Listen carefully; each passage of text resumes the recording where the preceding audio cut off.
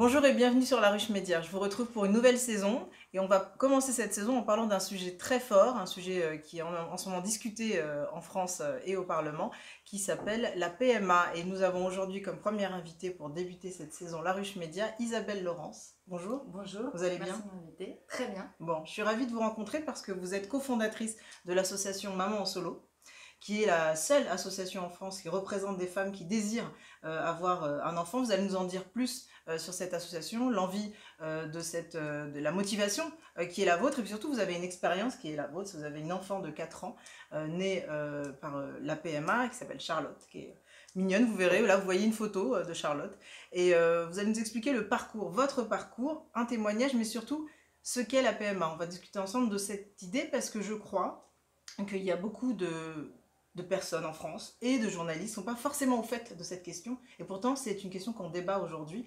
Et on y va chacun avec notre avis et nos préjugés surtout. Donc, la première question, la PMA, qu'est-ce que c'est?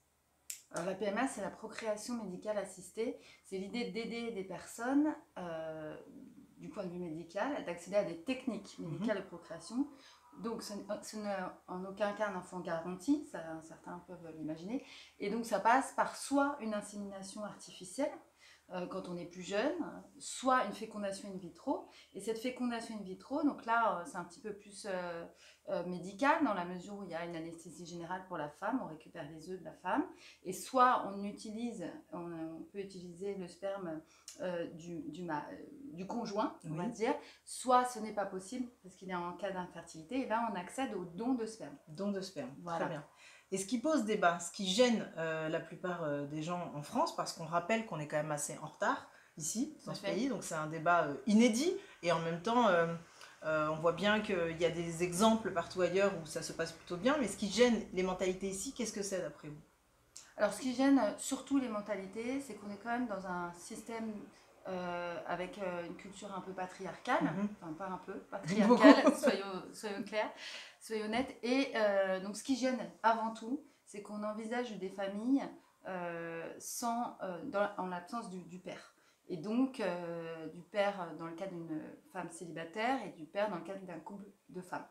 Alors, pour répondre très clairement, nous, on a fait des recherches et on a répertorié toutes les études sur le devenir des enfants nés dans ces configurations familiales, parce qu'il faut savoir que dans beaucoup de pays, c'est autorisé. Oui. Et donc, on a du recul, contrairement à ce qu'on peut dire, on a du recul.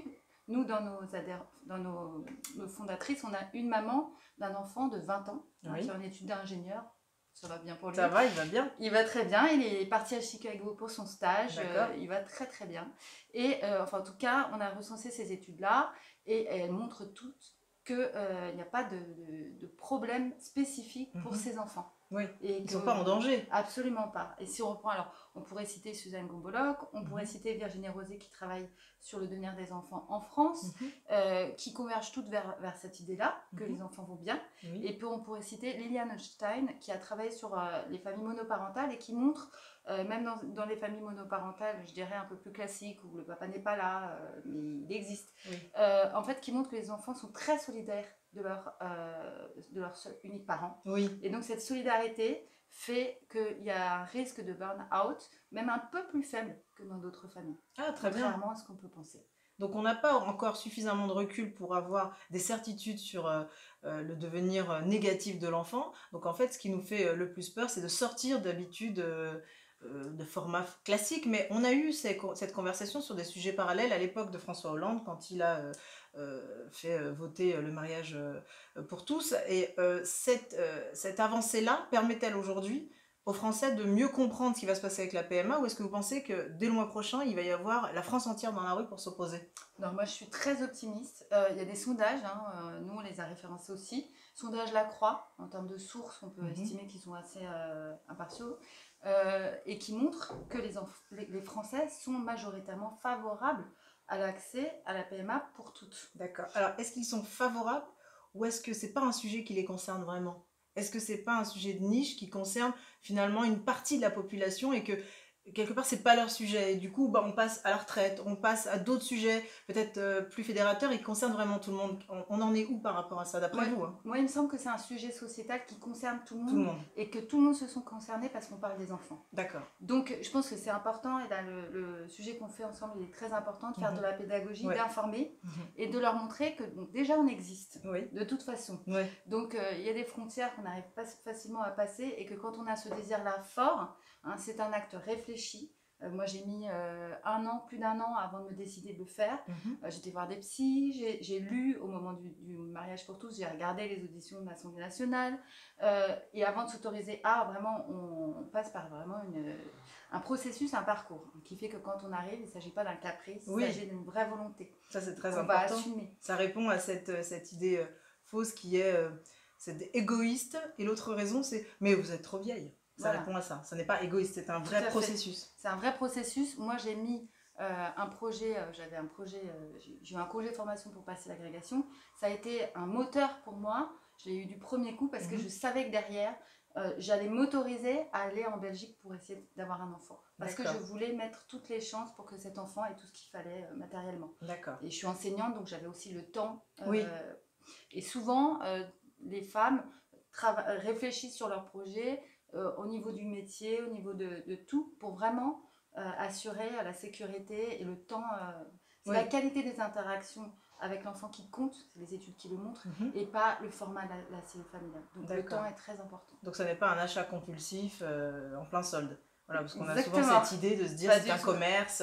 Par exemple, vous avez été en Belgique. Pourquoi la Belgique? Il y a d'autres pays qui font en Europe la PMA. Donc, tout à fait. Pourquoi la Belgique? Parce que j'avais déjà une adresse là-bas. Donc j'avais fait mon enquête auprès des réseaux d'amis. Et donc j'avais une amie qui avait été là-bas. J'ai eu la chance de rencontrer le docteur Puissant. J'avais choisi, c'est une femme, hein, il n'y a pas de... C'est incroyable. Et qui m'a dit d'ailleurs à ce moment-là, je lui ai demandé s'il y avait un entretien psy, hein, parce qu'on parle beaucoup d'évaluation psy aussi dans le projet de loi actuellement. Et elle m'a répondu: qui je suis pour valider votre projet parental? Vous avez fait des kilomètres, vous avez passé 6 mois à faire des analyses médicales, vous vous apprêtez à faire une anesthésie générale. Qui je suis pour décider que c'est bien ou pas. C'est une ouverture d'esprit et une écoute de la part d'un corps médical assez important, parce que du coup vous y allez en confiance. Ça m'a, je pense, rassurée, et je pense que ça fait partie du processus. Et là, on voudrait vraiment travailler avec toutes les institutions, hein, que ce soit les sécos qui donnent le sperme ou les autres hôpitaux, pour qu'il y ait vraiment un accueil des parents qui soit très bienveillant. Il existe déjà souvent, mais on peut l'améliorer. Et ça compte dans le taux de réussite. Exactement. Et comme on est en retard en France sur ces questions-là, ça arrive sur la table de façon un peu parfois brutale. Pourtant, ça fait un moment qu'Emmanuel Macron parlait depuis sa campagne qu'il en parlait. Ça a été beaucoup reporté. Donc les esprits se sont aussi un petit peu préparés. Mais là, on en parle, on est vraiment dans le dur. Il y a des demandes précises que vous faites avec Maman Solo. Donc cette association est née quand, comment, et quelles sont vos demandes précises? Très bien. Alors l'association, elle est née il y a plus d'un an. En fait, on regardait évidemment attentivement tous les sujets qui étaient faits dans les médias sur la question. Souvent, on invitait les experts, mais pas forcément les personnes concernées. On a commencé à faire des reportages, on était un peu relégués au reportage, mais pas spécialement à la discussion comme ensemble, là maintenant, ou au débat, etc. Et donc, on a voulu se représenter, parce qu'on est les meilleurs experts de nous-mêmes, finalement. Et surtout, on a beaucoup lu, on a vraiment plein de choses à dire. Et donc le démarrage, ça a été l'audition au Conseil constitutif national d'éthique, où on a eu la chance d'être auditionné. Ensuite, on a eu une invitation par Emmanuel Macron qui a été faite par Anne-Sophie Dupéré, une des cofondatrices, qui nous a aussi ouvert des portes, des colloques. Et puis ensuite, on a fait une audition au Conseil d'État, audition à la mission d'information de l'Assemblée nationale il y a un an, et enfin cette année à l'Assemblée nationale, une audition rapporteur. Bon, c'était un peu plus compliqué d'avoir l'audition, mais on l'a eu finalement. Et donc le but, c'est de faire d'exister, de travailler avec les politiques pour améliorer la loi, du mieux possible, Oui. et puis de faire de la pédagogie. La dans les médias. pédagogie, voilà, Tout à c'est fait. ça. Parce que vous vous rendez compte, maintenant, c'est vrai qu'on vous voit assez souvent dans les médias, et je trouve ça très intéressant d'avoir des témoignages dans les médias, parce qu'on maintenant, on peut juger sur pièce de ce qui se passe, en tout cas, enfin, affiner son avis. C'est compliqué de se faire un avis quand on quand on n'a pas du tout vécu cette expérience. C'est un beau retour d'expérience. Et quand vous discutez maintenant avec les politiques ou les journalistes, est-ce que vous sentez depuis quelques mois qu'il y a un intérêt différent, une connaissance différente, et du coup, est-ce que les questions se posent différemment? Oui, quand même, c'est vrai qu'on était plus focalisé sur les... Mais c'est important quand même toujours de le dire, hein, sur les objections qu'on peut avoir et les questionnements qui sont légitimes, hein, de la part des Oui. Français sur cette question de l'absence du père. Nous, on Mhm. explique bien qu'il y a le principe de l'altérité, qu'il y a le symbole paternel qui existe dans les familles, que la famille, c'est pas stricto sensu la famille. Oui. La famille, c'est élargi. Oui. Charlotte a un grand-père, Mhm. un grand-père et un beau-père, et c'est très important pour elle. Il est très important, Oui. mon frère est très important. Donc on arrive toujours à trouver des repères pour nos Oui. enfants, c'est pas un problème. Ça se rapproche d'autres cultures, comme la culture africaine ou d'Amérique latine, où la famille, la cellule familiale est élargie, et où tout le monde peut apporter une forme d'éducation à un enfant, et le repère ne sont pas perdus, ils sont au contraire élargis. C'est Tout ce à que fait. peut vivre Charlotte. Exactement, Françoise L'Héritier qui a été malheureusement qui a disparu, mais qui était présente au moment des débats sur le mariage pour tous, elle le disait bien. C'est une anthropologue, donc elle a étudié tous ces formats de famille-là, et elle montrait toute cette diversité, et c'est une richesse la diversité. Oui, c'est totalement. une richesse la différence. Nos enfants, ils sont déjà élevés dans une ouverture d'esprit par rapport à leur famille un peu, on va dire, oui, voilà, classique. Voilà, Plus tout à classique. fait. Et justement, sur cette ouverture d'esprit, je veux faire un lien direct avec le Grenelle, parce que ça fait une semaine à peine que le Grenelle autour des femmes battues, maltraitées et tuées a commencé.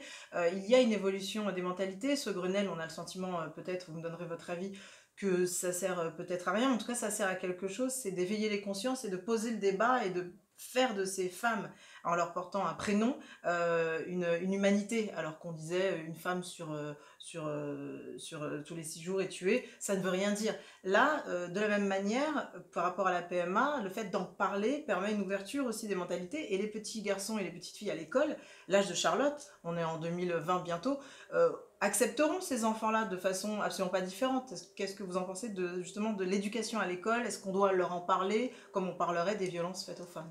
Oui, tout à fait. Alors en plus, je suis enseignante, donc très concernée par le sujet. Donc nous, on est là aussi pour l'après-loi, et de réfléchir à des outils pour accompagner les enfants, les familles, par rapport à ces formes de famille. Il existe de la littérature enfantine là-dessus. Mais oui, je vous rejoins parfaitement sur l'idée du Grenelle. C'est un symbole de reconnaissance des violences faites aux femmes, et c'est très important. Après, il y a des mesures à prendre, mais rien que cette existence-là, elle est symboliquement très importante pour ces femmes. Oui. Et effectivement, il y a un lien derrière, une idée de domination masculine derrière, domination qui vient complètement folle dans le cas des violences faites aux femmes, mais c'est ça. Oui. Et c'est vrai que ça rejoint l'idée d'un système quand même avec une domination patriarcale qui est donc du coup gênée par le fait qu'on envisage des enfants sans père. Mais oui, c'est votre liberté, c'est la liberté suprême des femmes. Et là, c'est peut-être trop. Tout à fait. C'est vraiment une relation anthropologique à la relation homme-femme. Et avec la PMA et votre combat, vous vous obligez aussi à une réflexion, mais profonde, de la mutation des rapports entre les hommes et les femmes. Et c'est vrai qu'en tant qu'enseignante, vous êtes complètement concernée. Je pense qu'il y a des choses à faire pour former, informer, bien accueillir les familles, qu'on ne soit pas dans le tabou.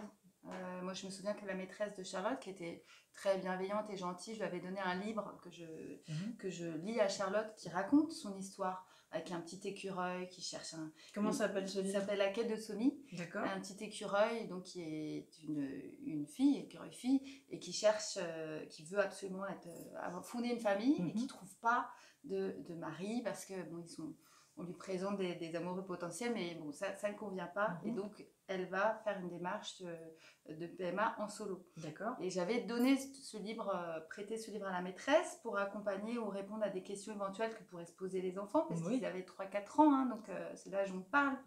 Et elle l'a rangé dans dans un tiroir, on n'en parle pas, il faut protéger Charlotte. Au contraire, moi, Oui.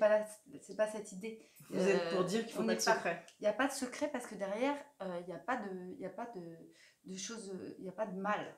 Il n'y a pas de mal. Ouais, c'est important. Donc, il faut le dire. On est là, on existe.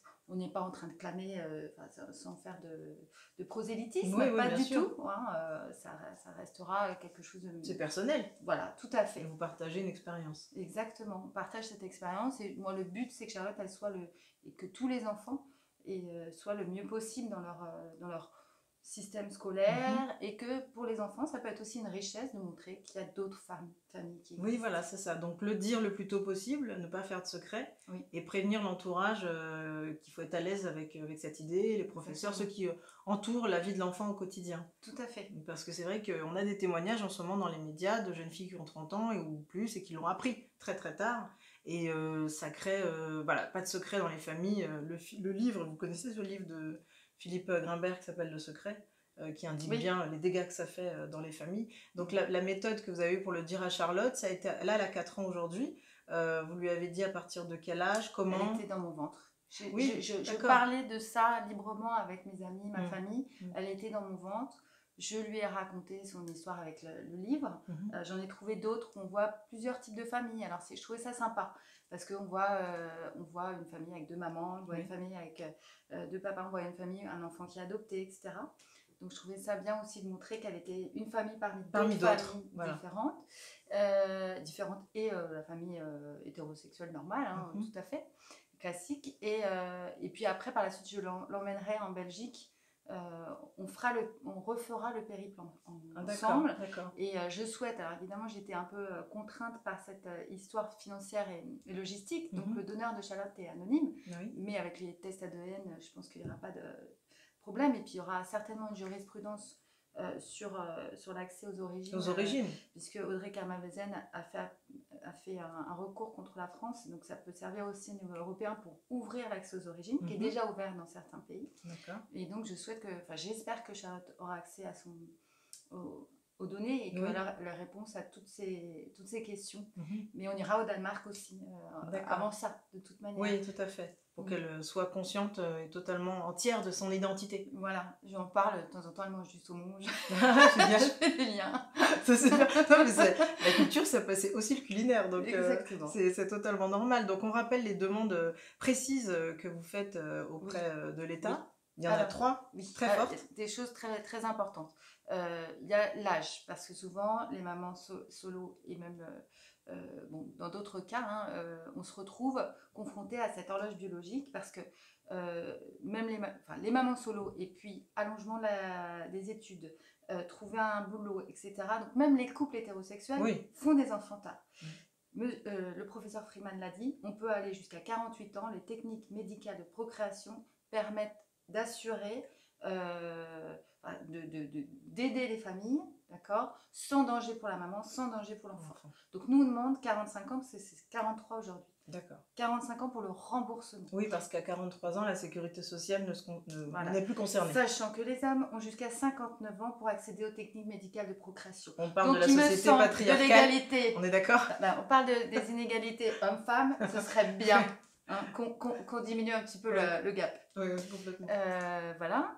On demande que cette information, nous on parlait justement du secret, on voulait la faire figurer via une DAV, déclaration d'accord de volonté, sur l'état civil. Ça c'est dans le projet de loi actuellement. Mais on est en discussion, les députés sont en train de réfléchir à cette question-là. On est d'accord avec le fait qu'il faut le dire aux enfants, sauf que nous, on pense qu'il est préférable que cette information, déjà de faire confiance aux parents, et que cette information figure dans le dossier médical partagé, qui sera obligatoire à partir de 2021, pour que les enfants aient cette information, ou en tout cas la discussion se fasse dans un cadre intime, sous le couvert du secret médical, et accompagne les enfants dans tous les questionnements qu'ils auront.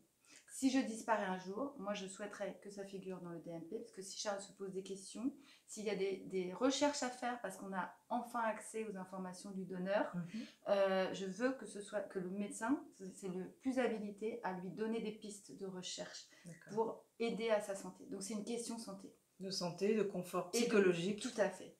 Ça se rejoint, c'est cohérent. D'accord, très bien. Donc là, ça montre à quel point, finalement, ce n'est pas égoïste. On a toujours cette idée de dire oh mais c'est très égoïste de faire un enfant à cet âge-là parce que à 50 ans si elle disparaît la mère et l'enfant sera tout seul.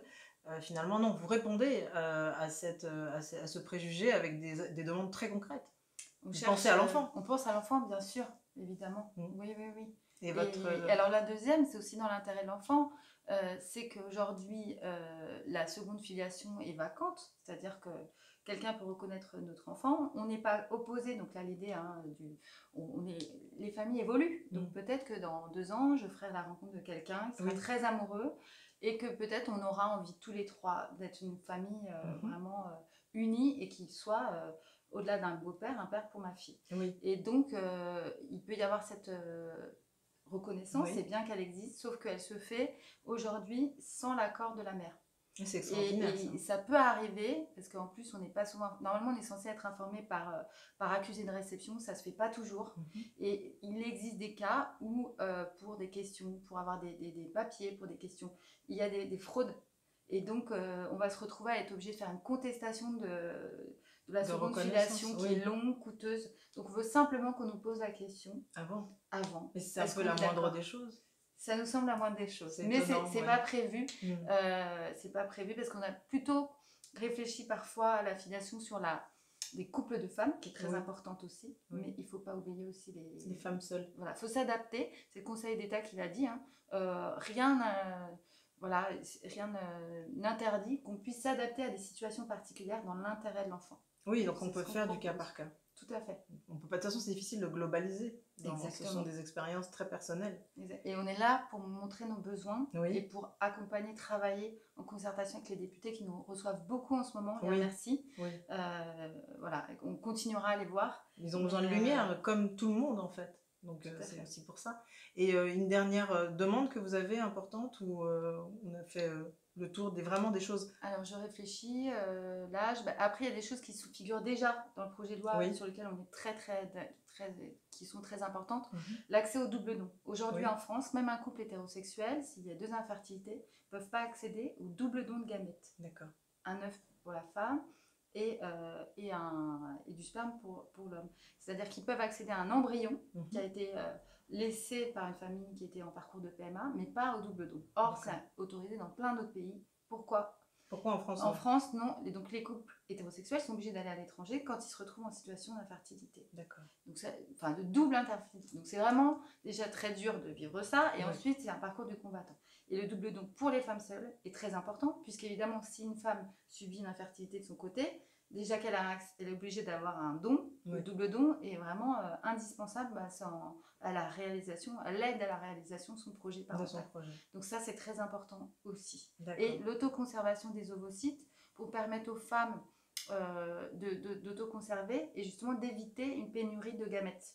On parle beaucoup de la pénurie de sperme, ça pour nous c'est un faux problème. On va très bien accompagner cet accès, ce don de sperme par des campagnes, par une sensibilisation. On va passer d'un donneur anonyme à toujours un donneur anonyme, mais semi-ouvert, dans le sens où il va donner des informations plus tard. Ce ne sera pas les mêmes donneurs, mais il suffit de faire la pédagogie de l'information et on y arrivera. Oui, là-dessus vous êtes assez optimiste. Vous voyez, vous savez que dans les années à venir, ça sera presque un non-sujet, ça deviendra normal. Avec les tests ADN, de toute façon, on ne peut pas. Il vaut mieux que la France encadre, réglemente, permette de créer le lien entre le donneur et l'enfant. Donc l'idée de la plateforme d'origine est très intéressante parce que justement, c'est l'idée où par palier, il peut y avoir un échange anonyme. Si l'enfant souhaite, même plus tard, même l'adulte, le jeune adulte, souhaite pas forcément avoir l'identité de son donneur, mais des informations, l'idée de la plateforme, c'est une idée d'échange qui pourrait être extrêmement intéressante pour ça. De faire évoluer la relation et donner des informations médicales, après, parfois un petit peu humaines, parce qu'on peut imaginer que l'enfant, dans sa construction, ait besoin d'humanité. Voilà, c'est ça. C'est une belle conclusion de finir sur l'humanité, parce qu'on a le sentiment parfois que c'est un commerce, ou simplement un désir, un caprice, une femme seule ou à 2 qui veulent un enfant. En fait, on oublie souvent l'idée de l'humanité, donc c'est intéressant. Accueillir, oui, tout à fait. Accueillir. Tout à fait. Accueillir un ADN de quelqu'un qu'on ne connaît pas, c'est vraiment faire confiance à l'humanité. Oui, c'est ça, ça peut être violent. Oui, en Donc, effet. du coup, on le reçoit comme un don, comme un Mm. cadeau. Et voilà, c'est ça qu'on veut faire passer. Très Le bien. message. Bah, je suis ravie de cette conversation avec vous, de comprendre un peu mieux ce qui se joue quand on parle de PMA. Et on va se revoir, on va refaire d'autres interviews une fois que les débats seront passés pour voir un petit peu comment vous avez vécu cette période et quel bilan vous en tirez. Voilà. D'accord. Donc on embrasse Charlotte. Et puis Bisous, Charlotte. voilà. Et à très bientôt sur La Ruche Média. Merci Isabelle. Merci beaucoup. Au revoir. Au revoir.